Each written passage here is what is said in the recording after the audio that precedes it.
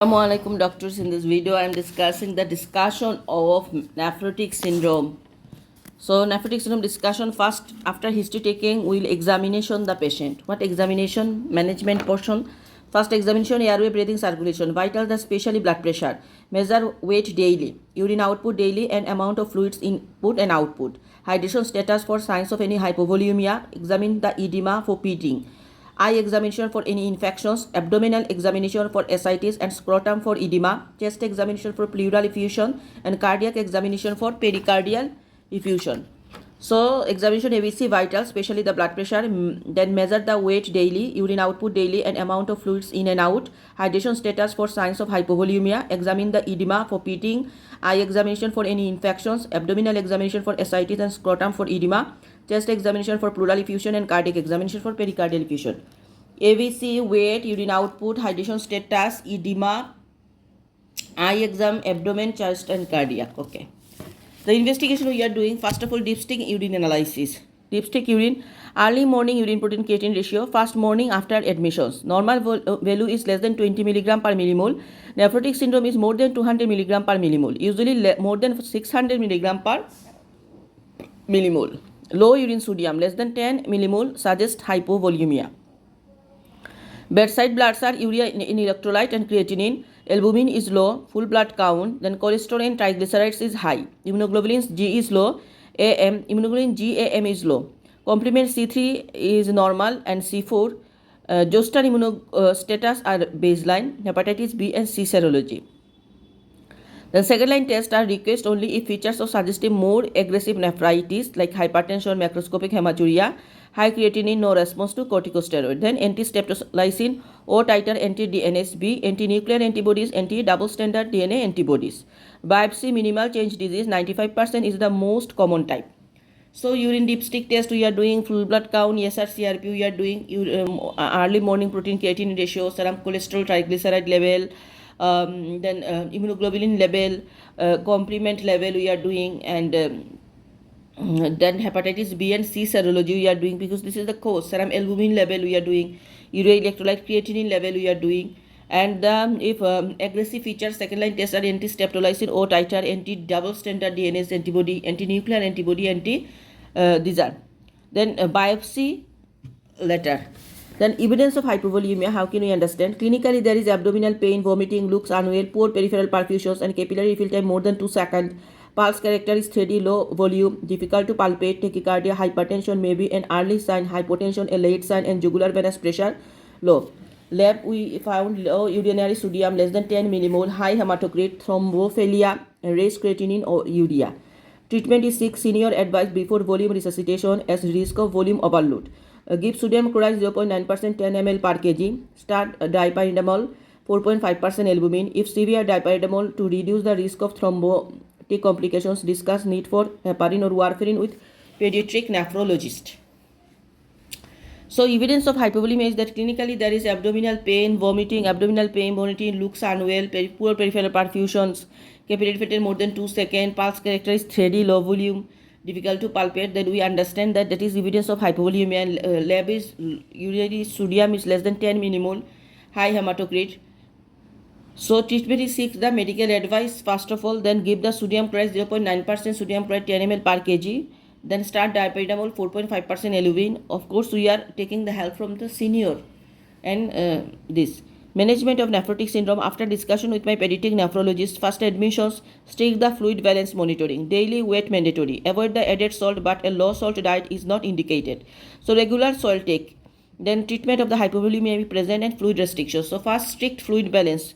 Intake output chart we maintain, weight maintain, avoid added salt. Treatment of hypovolemia may be present and fluid restrictions. Medication for nephrotic syndrome for complications are prednisolone 60 mg per kg, 60 mg per meter square, 60 mg per meter square once daily, maximum 80 mg per day in the morning. We will also give omeprazole for gastroprotection whilst on high dose oral steroid, phenoxymethyl penicillin V for pneumococcal prophylaxis.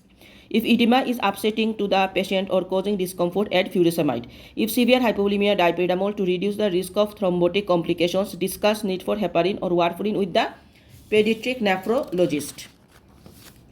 Then treatment of complications are First of all, if peritonitis, obtain the blood culture and peritoneal fluid for gram stain and culture. If possible, then start piperacillin with tazobactam, tazocin IV. If pending, tazocin culture result, common organism Streptococcus pneumonia. So we are giving peritonitis. What we giving? We are giving the tazobactam adding. Peritoneal fluid analysis culture for that, and start piperacillin with tazobactam. Cellulitis commonly caused by hemolytic streptococci and pneumococci. Treat promptly.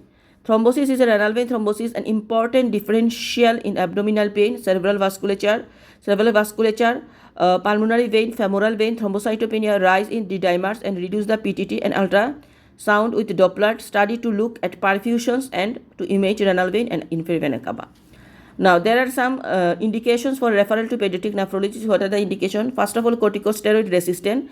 Corticosteroid resistant is that disease is non-responsive after 4 weeks of daily prednisolone, but start discussion with the specialist in the 3rd week if relapse frequently. Then corticosteroid dependent disease is there 2 consecutive relapse during corticosteroid treatment or within 14 days of cessations. Significant corticosteroid toxicity, age is less than 1 year or more than 12 years at first presentation, mixed nephritic and nephrotic picture, gross hematuria, renal insufficiency or persistent hypertension, low complement C3, C4 and ANA positive secondary nephrotic. So indication of nephrology are corticosteroid dependency, corticoid resistance, age less than 1 year, more than 12 year, low complement level, renal insufficiency, persistent hypertension, mixed nephrotic and nephritic features, steroid, significant corticosteroid toxicity and ANA positive. These are the indication of nephrology. Now, when to discharge after consultant approval? Discharge once in remission, which is defined as trace or negative urine protein for 3 days. Patients with normal blood pressure and stable weight, normally twice weekly review will be required until remissions. Arrange an outpatient review for 4 weeks. So, discharge when the patient blood pressure is normal, weight is stable, blood pressure normal, weight stable, trace or negative urine protein for 3 days. Normally twice weekly review will be required until remission, and arrange an outpatient review in 4 weeks. Patient treatment is that prednisolone 60 mg per meter square, maximum 80 mg once daily for 4 to 6 weeks. Then 40 mg per meter square, maximum 40 mg alternate days for 4 to 6 weeks. Gradually reduce the dose, aiming to stop the after 3 to 4 weeks. Response usually appear in 7 to 10 days. No response after 4 weeks. Daily steroid 60 mg per meter square suggests corticosteroid resistance. So, new patient we are first giving 60 mg per meter square once daily for 4 to 6 weeks. Then we will be reducing the dose 40 mg per meter square alternative day for 4 to 6 weeks. Then gradually reduce the dose. And relapsing case, 3 consecutive days, 3 plus protein or more than early proteinuria, have previously been in remissions, relapse. Start prednisolone 60 mg per meter square, maximum 80 mg once daily. Continue until nil or trace the proteinuria for 3 days. Then 40 mg per alternative day for a further 4 weeks, and gradually reduce the dose, aiming stop after that. If relapse frequent despite alternative day prednisolone, discuss with a pediatric nephrologist. So also relapse case we also 60 mg we are starting. Continue till the proteinuria is nil. Okay. Then we are going to the advice. What advice give in nephrotic syndrome patient? First of all, carry a corticosteroid card and a wear bracelet. Seek prompt medical attention for illness, especially zoster contact, if not zoster immuno. Corticosteroid diary with instructions regarding corticosteroid doses, using urine testing. Teach the technique and provide appropriate dipsticks. Test the first urine sample of the day. Keep a daily proteinuria diary and bring it to every clinic attendance. So they have used corticosteroid card, bracelet. They will be urine dipstick regularly do. There will be immunostatus, chicken pox, various register if they get the time. 3 months they will avoid the live vaccines. And corticosteroid diary, these are will be they do.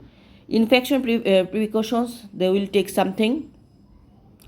For infection precautions, avoid the live immunization for 3 months and after completion of the treatment with high dose corticosteroids.